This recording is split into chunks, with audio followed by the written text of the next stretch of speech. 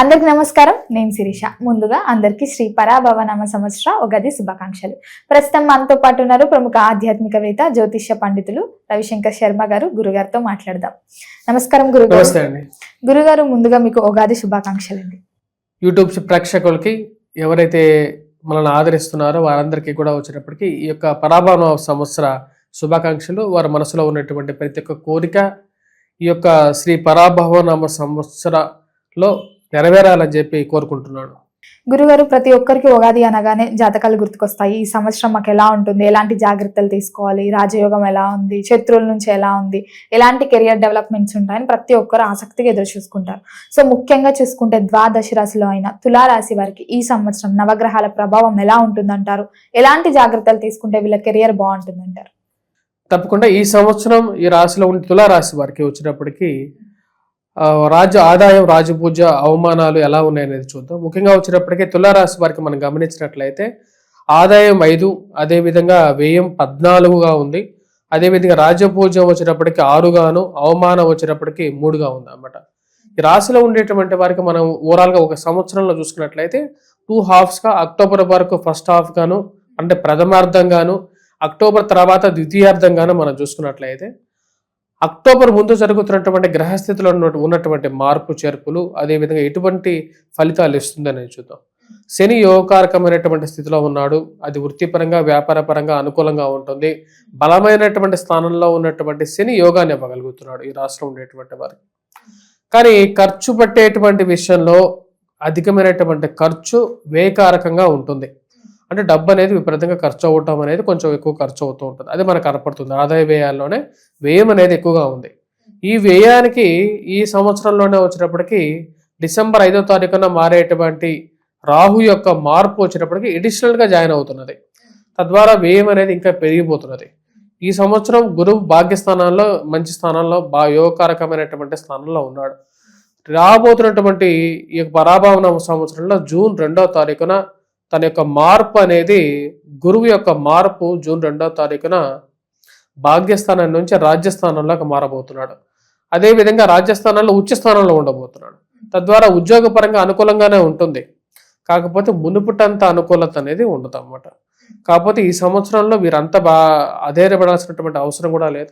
Second హాఫ్లో గురువు యొక్క మార్పు అనేది యోగాన్ని ఇవ్వగలుగుతుంది.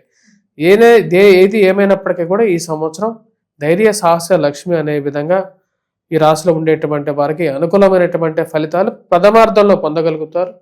ఉద్యోగపరంగానూ అనుకూలంగా ఉంటుంది. కొన్ని సమస్యలు అనేవి ఎదురవుతుంటాయి. ఉద్యోగపరంగా మరి జరుగుతున్నటువంటి మార్పు చేర్పులు ఏవైతే ఉన్నాయో, అంటే వస్తున్నటువంటి కాలానుగుణంగా వస్తున్నటువంటి మార్పులు, మన పైన ఉన్నటువంటి వారిలో వస్తున్నటువంటి కదలికలు, మన చుట్టూ జరుగుతున్నటువంటి కదలికలు, మార్పు చేర్పులు మనల్ని ఏమన్నా ప్రభావితం చేస్తాయా? మనకి ఉద్యోగం ఉంటుందా, ఉండదా? రేపు మన ఆర్థిక పరిస్థితి ఎలా ఉంటుంది, మన పిల్లల ఎదుగుదల ఎలా ఉంటుంది అనేటువంటి ఆందోళన అనేది ఈ సంవత్సరం ఈ రాశిలో ఉండేటువంటి వారికి కొంచెం కలుగుతూ ఉంటుంది అన్నమాట.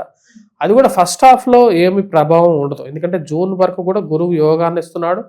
ఉద్యోగ ప్రాప్తి బాగుంటుంది.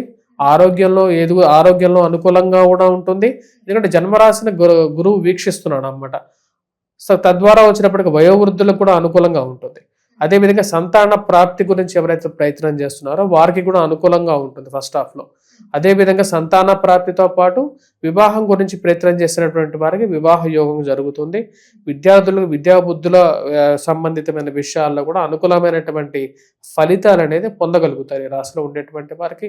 ఈ యొక్క సంవత్సరంలో ప్రథమార్థం అనేది యోగాన్ని ఎక్కువగా ఇవ్వగలుగుతుంది.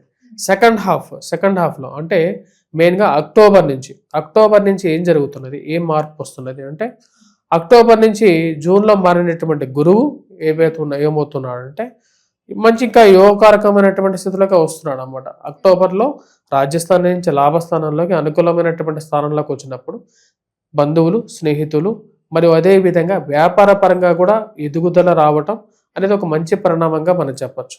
అదేవిధంగా ఈ రాశిలో ఉండేటువంటి వారికి ఈ సంవత్సరం మెయిన్గా వీళ్ళు కొన్నటువంటి ఇన్వెస్ట్ చేసినటువంటి స్టాక్స్ కానీ వ్యాపార పరంగా వీరికి చేస్తున్నటువంటి ఏవైతే ఉన్నాయో వాటిలో మంచి లాభాన్ని స్వీకరించగలుగుతారు.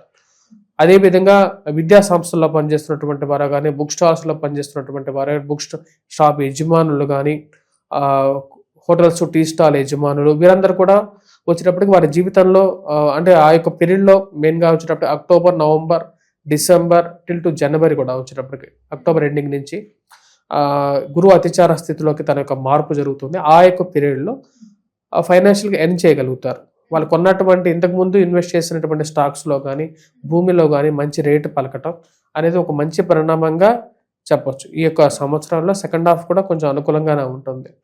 మరి ఈ సంవత్సరం ఈ రాశిలో ఉండేటువంటి వారు సెకండ్ హాఫ్లో కానీ ఫస్ట్ హాఫ్లో కానీ దేని గురించి భయపడాలి అంటే మనం అడిగినట్లయితే మెయిన్గా వీరికి కొంచెం డల్ టైం కూడా ఉందన్నమాట.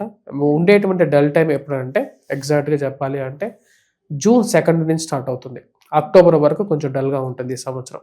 అంటే సెకండ్ హాఫ్లో ఇంచుమించు సెకండ్ హాఫ్ ఫస్ట్ హాఫ్ మధ్యలో ఉండేటువంటి పీరియడ్ కొంచెం డల్ టైంగా చెప్పొచ్చు. అదేవిధంగా గురువు యొక్క స్థితిలో మార్పుతో పాటు ఈ సంవత్సరం డిసెంబర్ 5వ తారీఖున రాహుకేతువుల యొక్క సంచారం జరుగుతుంది. అంటే సెకండ్ హాఫ్లోనే జరుగుతున్నది.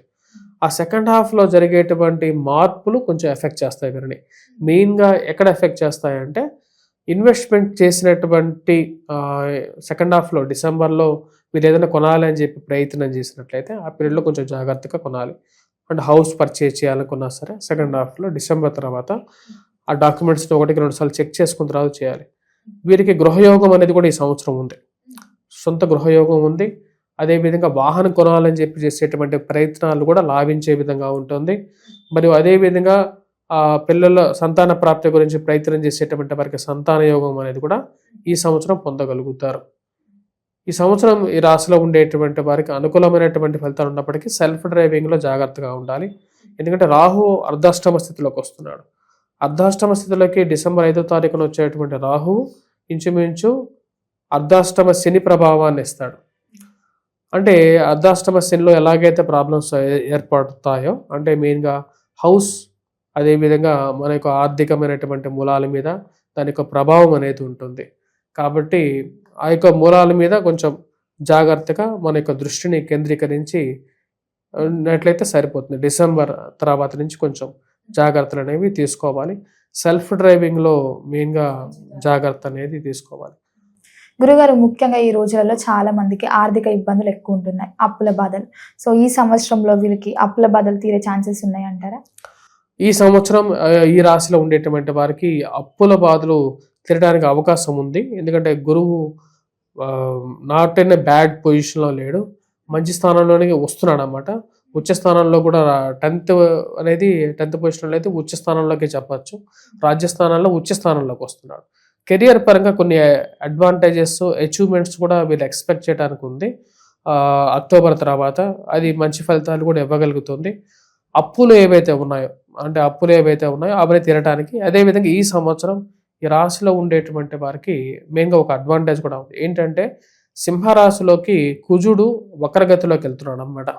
సో కాబట్టి సింహరాశిలో ఎక్కువ సమయం ఉండటానికి అవకాశం అనేది ఉంది. అంటే కుజ స్తంభన జరుగుతుంది. ఎప్పుడు జరుగుతుంది? జనవరిలో జరుగుతుంది అన్నమాట. జనవరి 2027లో జరుగుతుంది. ఆ యొక్క సమయంలో ఈ యొక్క కుజ స్తంభన ఏదైతే ఉందో అది భూ సంబంధితమైనటువంటి లావాదేవీలు, మధ్యవర్తి పంచాయతీలు, భూమి కొనటం కానీ, రియల్ ఎస్టేట్లో పనిచేస్తున్నటువంటి వారు 10 రూపాయలు ఎక్కువగా సంపాదించడం కానీ ఇవన్నీ పాజిటివ్గా జరుగుతాయి. సో ఇవన్నీ జరిగేది ఎప్పుడు? 2027 జనవరి. సో కాబట్టి అవన్నీ వీరికి అడ్వాంటేజ్గా మారటానికి ఎక్కువ సమయం పట్టదు. గురుగారు, మరి నక్షత్ర ఫలితాలు ఎలా ఉన్నాయంటారు తులారాశి వారికి? ఈ సంవత్సరం కందాయ ఫలితాలు అంటే రాశి ఫలితం, కందాయ ఫలితం గురించి చెప్పడం జరుగుతుంది. ఈ సంవత్సరం మనం చూసుకున్నట్లయితే ఈ యొక్క రాశిలో ఉండేటువంటి వారికి, తులారాశి వారికి మెయిన్గా చిత్తా, స్వాతి, విశాఖ నక్షత్ర జాతకులకి ఎలా ఉందనేది చూద్దాం. చిత్తా నక్షత్ర జాతకులకి ముందుగా మార్చి 19 నుండి జూలై వరకు కూడా అనుకూలత ఉంటుంది. వృత్తిపరంగా, వ్యాపార పరంగా అనుకూలంగా ఉంటుంది. చేసేటువంటి పనిలో దృష్టి కేంద్రీకరించగలుగుతారు. ఆర్థికమైనటువంటి ఎదుగుదల కూడా ఉంటుందన్నమాట. తర్వాత ఆగస్టు నుంచి డిసెంబర్ వరకు కూడా వచ్చేటప్పటికి మధ్యస్థ ఫలితం, చేసినటువంటి పనికి తగినటువంటి ఫలితాన్ని ఎక్కువగా పొందగలుగుతారు. కాబట్టి కొంచెం తక్కువ ఫలితంగానే చెప్పచ్చు. డిసెంబర్ తర్వాత మళ్ళీ ఏప్రిల్ వరకు కూడా తక్కువ ఫలితాన్ని ఎక్కువగా పొందగలుగుతారు. అంటే వీరు కొద్దిగా కష్టే ఫలి అనే విధంగా ఉంటుందన్నమాట. అంటే ఫస్ట్ 4 months అనేది వీరికి ఎక్కువగా పాజిటివ్ రిజల్ట్స్ అనేది పొందగలుగుతారు compared to the remaining 8 months చెప్పాలంటే. దాని తర్వాత స్వాతి నక్షత్ర జాతకులకి ఈ సంవత్సరం చాలా అనుకూలంగా ఉంది. వివాహ యోగం కూడా పొందగలుగుతారు. వివాహం అదేవిధంగా సంతాన ప్రాప్తి కూడా పొందటానికి, వృత్తిపరంగాను గౌరవాన్ని కూడా పొందగలుగుతారు, రాజ్య సన్మానం జరగటానికి. అదే విధంగా వచ్చినప్పటికీ 10 మందిలో గౌరవం, గుర్తింపు పొందటానికి కూడా ఈ యొక్క స్వాతి నక్షత్ర జాతకులకి అనుకూలంగా ఉంది. ప్రథమార్థంలో ఎక్కువగా అనుకూలమైనటువంటి ఫలితాలు జూలై వరకు బాగా అనుకూలంగా ఉంటుంది. ఉద్యోగపరంగా కూడా అనుకూలంగా ఉంటుంది. జూలై నుంచి నవంబర్ టు డిసెంబర్ వరకు కూడా కొంచెం మధ్యస్థ ఫలితాన్ని పొందగలుగుతారు. చేసేటువంటి పనికి తగినటువంటి ఫలితాన్ని, అదేవిధంగా గౌరవము, గుర్తింపు పొందగలుగుతారు. సంవత్సర చివరిలో కూడా వచ్చేటప్పటికి మళ్ళీ అనుకూలమైనటువంటి ఫలితాలు తిరిగి పొందగలుగుతారు. స్వాతి నక్షత్ర జాతకులకి బాగుంది ఈ సంవత్సరం. తర్వాత విశాఖ నక్షత్ర జాతకులు ఎవరైతే ఉన్నారో, విశాఖ నక్షత్ర జాతకులకి ఫస్ట్ 4 months అంటే ఫస్ట్ విశాఖ నక్షత్ర జాతకులకు వచ్చేటప్పటికి స్టార్టింగ్ ఫ్రమ్ ఏప్రిల్ నుంచి జూలై వరకు కూడా అనుకూలమైనటువంటి ఫలితాలు, కాకపోతే కష్టానికి తగినటువంటి ఫలితాన్ని పొందగలుగుతారు. కానీ ఈ యొక్క సమయంలో వీరికి వచ్చేటువంటి ఫలితం అనేది మిగతా సంవత్సరంలో పోల్చుకుంటే చాలా మంచి ఫలితంగానే చెప్పచ్చు. మిగతా సంవత్సరంలో అంటే జూలై నుంచి డిసెంబర్ వరకు మిశ్రమమైనటువంటి ఫలితాలు, తక్కువ ఫలితాన్ని పొందగలుగుతారు. అంటే ఒక పని జరగాలంటే 100 సార్లు ప్రయత్నం చేయాల్సినటువంటి పరిస్థితి ఏర్పడే విధంగా ఉంది. అదేవిధంగా డిసెంబర్ నుంచి కూడా ఏప్రిల్ వరకు కూడా తక్కువ ఫలితాన్ని పొందే విధంగా ఉంటుంది. కష్టానికి తగినటువంటి ఫలితం గురించి ఎక్కువగా ప్రయత్నం చేయాల్సినటువంటి పరిస్థితి అనేది ఏర్పడే విధంగా ఉంటుంది. కాబట్టి విశాఖ నక్షత్ర జాతకులు ఉద్యోగపరంగా మార్పు చేర్పుల గురించి చాలా జాగ్రత్తలు తీసుకోవాలి. స్వాతి నక్షత్ర జాతకులకి అనుకూలత, చిత్తా నక్షత్ర జాతకులకు కూడా అనుకూలమైనటువంటి ఫలితాలే గోచరిస్తూ ఉన్నాయి. గురుగారు, మరి ఈ సంవత్సరం అంతా ఇంకా అనుకూలంగా ఉండాలంటే ఏ దైవాన్ని పూజించమంటారు? ఎలాంటి పరిహారాలు చేసుకోవచ్చు అంటారు? ఈ సంవత్సరం ఈ రాశిలో ఉండేటువంటి వారు అనుకూలమైనటువంటి ఫలితాలు మరిన్ని పొందాలి అంటే మేధా దక్షిణామూర్తి శ్లోకాన్ని పఠించడం అనేది ఉత్తమమైనటువంటి ఫలితాలు ఇవ్వగలుగుతుంది. మేధా దక్షిణామూర్తి శ్లోకాన్ని పఠించాలి. జూన్ తర్వాత 2వ తారీఖు నుంచి స్వామివారు శివారాధన చేసుకోవాలి. దాని తర్వాత ఈ రాశిలో ఉండేటువంటి వారు ముఖ్యంగా డిసెంబర్ 5వ తారీఖు నుంచి అర్ధాష్టమ స్థితిలోకి రాహు రాబోతున్నాడు. దాని యొక్క ప్రభావం మెయిన్గా తగ్గించుకోవటం కోసం ఈ రాశిలో ఉండేటువంటి వారు దుర్గాదేవిని పూజించినట్లయితే సానుకూలమైనటువంటి ఫలితాలు పొందగలుగుతారు. ఈ రాశిలో ఉండేటువంటి వారికి మెయిన్గా గురువు, కేతువు యొక్క కలయిక ఏదైతే జరుగుతుందో అది యోగాన్ని ఎక్కువగా ఇవ్వగలుగుతుంది. గురుగారు, మొత్తం మీద ఈ సంవత్సరం అంతా తులారాశి వారికి ఎలా ఉండబోతుంది, ఎలాంటి జాగ్రత్తలు తీసుకోవాలో తెలియజేసినందుకు ధన్యవాదాలు.